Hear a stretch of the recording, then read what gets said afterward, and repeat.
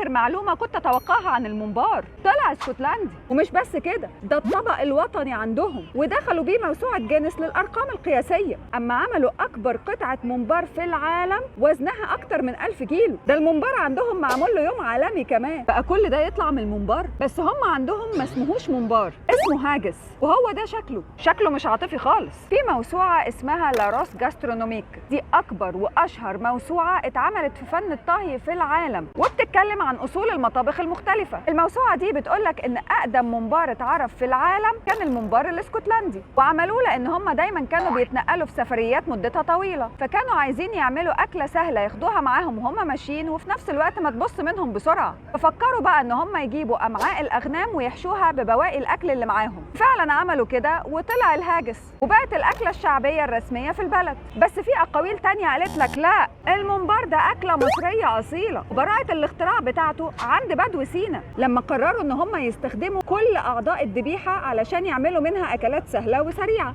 طب بذمتكم بقى انتوا شايفين مين احلى، الممبار بتاعنا ولا بتاع اسكتلندا؟